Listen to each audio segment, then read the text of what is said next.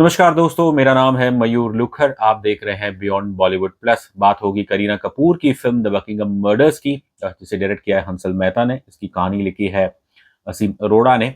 करीना के साथ इस फिल्म में है celebrity chef Ranveer Brar and also actor Prabhleen Kaur. खैर, इस फिल्म पे बात करने से पहले you know the drill by now. जल्दी से मेरे चैनल को सब्सक्राइब कीजिए and don't forget to press the bell icon. किसी भी सरकार द्वारा दी गई सब्सिडीज दे, चाहे वो नेशनल हो या इंटरनेशनल हो, दे एंकरेज देसी फिल्म मेकर्स। लेकिन जो अक्सर देखा गया है कि इन चीज़ों में कई बार राइटर या डायरेक्टर को छिड़कानी करनी पड़ती है अपनी ओरिजिनल कहानी से, because now you have to set this story in the environment जहाँ पे इस फिल्म को शूट होना है। अब यदि कोई भारतीय फिल्म पूरी तरह से इंग्लैंड में शूट हुई है, तो शायद ऐसा अनुमान लगा सकते हैं कि उसे उस सरकार द्वारा कुछ सब्सिडीज मिली है। अब मैं नहीं जानता हूं कि डायरेक्टर हंसल मेहता, उनकी फिल्म द बकिंगम मर्डर्स, क्या उसे कोई सब्सिडी मिली है। लेकिन जो दिलचस्प बात यह है कि जो दृश्य हमें इस फिल्म में देखने को मिलते हैं, it doesn't really paint a rosy picture of England. 2024 में हम देख चुके हैं कि पिछले 1 डेढ़ साल से कैसे काफ़ी टेंशन रही है इंग्लैंड में। There been communal riots. और आई थिंक जब ऐसा माहौल हो जाता है तो फिर कहीं ना कहीं कुछ लोग इस माहौल का फ़ायदा उठा के जो कुछ अपना पर्सनल स्कोर्स रहता है उसे भी सेटल करते हैं। तो बस ऐसे माहौल में writer Aseem Arora and director Hansal Mehta, उन्होंने अपनी एक क्राइम ड्रामा बनाई है which largely caters to the diaspora audience.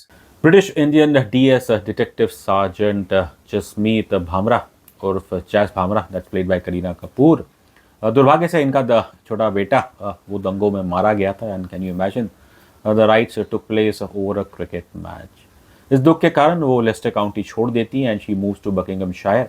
अब वहाँ जाने के बाद पहले ही दिन इनके boss Miller, played by noted English actor Keith Allen, वो उन्हें एक केस देते हैं about the disappearance of a 10-year-old Indian origin boy called Ishmeet. Bhamra के जो साथी हैं, डिटेक्टिव इंस्पेक्टर हार्दिक पटेल उर्फ हार्डी, दैट्स प्लेड बाय एस्टर टंडन। अब ये बस 48 घंटे में कंक्लूड कर लेते हैं कि इस बच्चे को जो मारा है, प्राइम सस्पेक्ट है एक 19 साल का पाकिस्तानी ओरिजिन का युवा Saqib Chaudhary, that's played by this Indian actor Kapil Redekar. अब क्योंकि साकिब का पहले क्राइम रिकॉर्ड रहा है, वो नशेड़ी है। एंड इसके अलावा ये पाकिस्तानी और भारतीय फैमिली, एक वक्त इनके बीच में बिजनेस रिलेशनशिप हुआ करती थी, बट जब धंधा चौपट हुआ तो फिर इनके बीच में दूरियां भी बढ़ गई थी। और यहाँ पे DI हार्डी वो जल्दी कंक्लूड कर लेते हैं कि because of his crime record and past relationship between the two families, और इसने इस बच्चे को मारा है। लेकिन हमारी डिटेक्टिव सार्जेंट भामरा वो पूरी तरह से कन्विंस नहीं है and she continues her investigation. और फिर आगे जो खुलासे होते हैं, जो भले ही प्रेडिक्टेबल होंगे लेकिन सनसनी ज़रूर है। भारतीय फिल्म मेकर्स अपनी फिल्म फ़ॉरेन में शूट करते हैं, लेकिन कई बार उस कहानी में वो प्रेटेंशियस कैरेक्टर्स डाल देते हैं। और अच्छी बात यह है कि Hansal Mehta has taken a brave risk by कि आपने अपनी जो लार्ज इंडियन ऑडियंस है, देसी हिंदी ऑडियंस है, उसका आपने इतनी परवाह नहीं की, क्योंकि इनकी फिल्म ज़्यादातर अंग्रेज़ी में शूट की गई है और जो एक्टर्स लिए गए हैं वो ज़्यादातर ब्रिटेन में ही रहने वाले एशियन डिसेंट के एक्टर्स है। साथ ही साथ जो इंडियन टैलेंट है बड़ा लिमिटेड है यहाँ पे, लेकिन उन्हें चाहे वो करीना हो या फिर रणवीर बरार या फिर प्रबलीन कौर, इन्हें कोई फेक एक्सेंट में नहीं दी गई है। They are all speaking in their Indian English only. ये भूलना नहीं चाहिए कि the essence of a film should always be communication and not accents. Hansal Mehta की खूबी है कि वो अपने एक्टर से अच्छा काम निकलवाते हैं। और करीना कपूर की जब बात आती है तो उनका करियर काफ़ी इनकन्सिस्टेंट रहा है, और ज़्यादातर जो उनकी हिट फिल्में रही है वो तो मेन स्ट्रीम सिनेमा में रही है, जहाँ पे एक सुपरस्टार हीरो है। और आई थिंक करीना जैसी एक्टर के लिए हंसल मेहता की फिल्म में काम करना ये अपने आप में एक सरप्राइज़ है।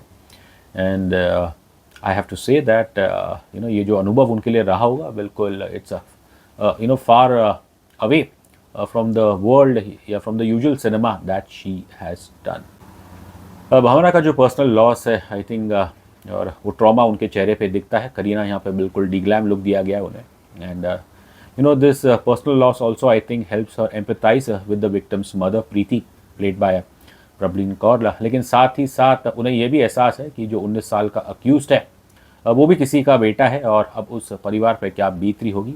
तो इन चीज़ का भी बाबरा उन्हें इसका एहसास है। करीना की परफॉर्मेंस यही कह सकता हूँ कि शी कर्व्स यूजुअल फ्रेल्टीज और एक काफ़ी स्ट्रॉन्ग परफॉर्मेंस दिए उन्होंने, लेकिन विदाउट रियली गोइंग ओवरबोर्ड। एश टंडन ब्रिटिश इंडियन एक्टर, इन्हें शायद हम पहली बार बॉलीवुड में देख रहे हैं। इनका काम मुझे काफ़ी अच्छा लगा। डिटेक्टिव इंस्पेक्टर हार्डी, ये एक काफ़ी हार्ड वर्किंग और काफ़ी ईमानदार इंसान है and who is ready to go the extra mile to for his work. Prabhleen Kaur की बात करें तो उनकी जो फिल्म अपीयरेंसेज रहे they been largely limited to Hansal Mehta's films. और as I said before, Hansal Mehta की खूबियत यही है कि वो अपने एक्टर्स उनसे बेस्ट वर्क निकलवाते हैं। और यहाँ पे you really feel for this character Preeti, कि उस पर क्या बीत रही है। एक तो उसका जो अडॉप्टेड बेटा है इश्मीत, वो अब रहा नहीं, और दूसरी और जो उसका पति है वो एक शायद अनफेथफुल रिलेशनशिप में है। सेलिब्रिटी शेफ रणवीर ब्रार, जो प्रॉब्लिन के पति का रोल प्ले कर रहे हैं दलजीत, अब ये कैरेक्टर काफ़ी मैं कहूँगा शॉविनिस्ट है, गुस्से वाला है। और नॉर्मली तो खैर हम रणवीर को हमेशा एक स्माइलिंग फेस ही देखते हैं, और उनके जो चाहने वाले हैं उन्हें एक कहूँगा इस फिल्म में उनका एक एग्रेसिव और एक अनोखा रूप देखने को मिलेगा। हंसल मेहता की फिल्में ज़्यादातर टेक्निकली काफ़ी स्ट्रॉन्ग रहती है, सिनेमाटोग्राफी इनमें अच्छी होती है, और बैकग्राउंड म्यूज़िक अगर आप देखें पिछले कुछ सालों में, चाहे वो स्कैम फ्रेंचाइज हो या उनकी बाकी फिल्में हो, बैकग्राउंड म्यूज़िक उनका काफ़ी तगड़ा रहता है। भले ही ये फिल्म इंग्लैंड में बसी हो, लेकिन जैसी इसकी कहानी और जो टेंशन बिल्डअप करने के लिए जो बैकग्राउंड म्यूज़िक यूज़ किया है, जहाँ पे आपको तबला काफ़ी सुनाई देता है, वो बिल्कुल मैं कहूँगा लाजवाब है।